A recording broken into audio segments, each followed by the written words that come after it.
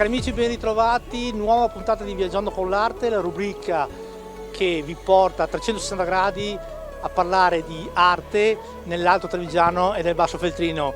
Siamo quest'oggi a San Zenone degli Zellini, siamo nella villa di Marino Rubelli e siamo in compagnia di Paola Simonato, che è la segretaria del Proloco, e Daria Tasca, che è la curatrice e l'art director della mostra. Iniziamo con te, Paola.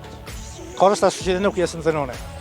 Ma a San Zenone sta succedendo che dopo 3 anni dovuti dalla pandemia rientriamo alla grande con questo progetto Oltre Bianco tra mito e leggenda. Ci sono 50 espositrici che si sono messe in discussione con vari materiali, hanno creato veramente delle cose magnifiche. Non so se ha potuto guardare la mostra, ecco, benissimo. E siamo soddisfatte, la gente è stata tutta contenta di aver visto questa mostra, questa riapertura della villa in questo sistema. E ci auguriamo per i prossimi anni che si possa fare ancora Donne in Arte. Noi ogni anno diamo un tema a questa mostra. Quest'anno, come ripeto, è stato dato questo. Le allieve dell'Istituto Scotton di Breganze si sono ispirate alla mitologia, mentre le nostre espositrici, ognuno di loro con la propria inventiva, la propria creatività, si sono prodigate per creare degli oggetti unici.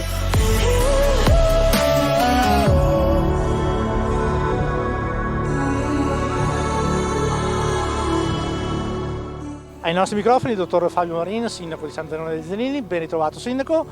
È un onore e un grande piacere ripartire dopo 3 anni con un parterre d'eccezione come Donne nell'Arte. Davvero, finalmente torna Donne in Arte in Villa Rubelli, finalmente torna l'arte e la creatività femminile ad esporre qui in una mostra davvero bellissima, magnifica, con le opere di queste donne che si sono messe a disposizione attraverso la loro arte, la loro creatività, il loro ingegno. Siamo davvero orgogliosi e onorati di ospitare questa mostra e ringraziamo davvero tutte le volontarie che si sono date da fare per questo fine.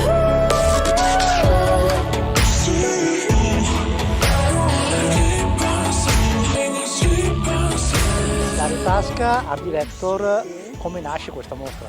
Nasce da questa voglia di bello, perché è vero che la bellezza salverà il mondo, speriamo, ma anche proprio le cose belle fatte bene.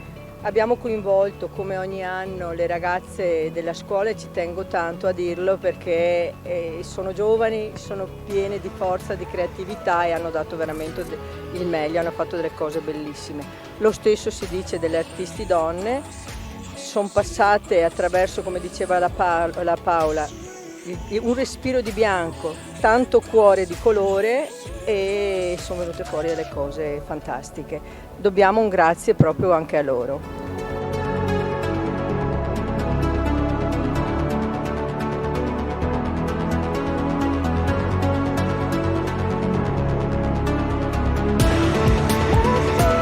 Abbiamo visto un'inaugurazione con tantissima gente, era doveroso dopo 3 anni di pandemia, ma sicuramente quei prossimi 2 weekend, quindi oggi, domani e il prossimo, tanta gente verrà a visitarci perché adesso tu dirai gli orari. Sì, allora la mostra sarà aperta dalle 10 del mattino, orario continuato, fino alle 19. Questa sera logicamente sempre alle 19 è stata fatta l'inaugurazione alle 14 e i prossimi 3 giorni che sarà aperta anche il sabato dalle 10 alle 19. Cosa dire ancora? Vi aspettiamo perché vale la pena dare soddisfazione a tutte queste donne che hanno lavorato. È stato un lavoro intenso, però ci ha dato molta soddisfazione, insomma, ecco.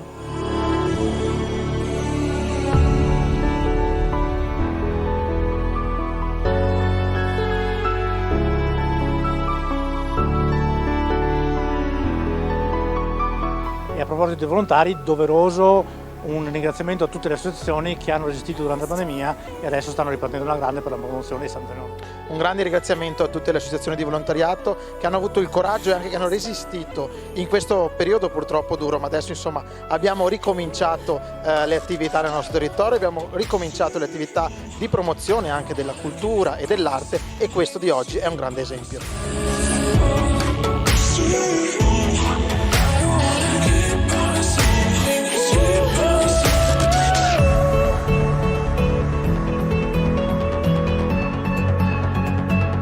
Come avete visto, le nostre due simpatiche amiche sono emozionantissime, però vi assicuro che questa è una bellissima mostra. Vi aspettiamo tutti viaggiando con l'arte qui a San Zenone degli Ezzelini, Donne in Arte 2023. Siamo ripartiti.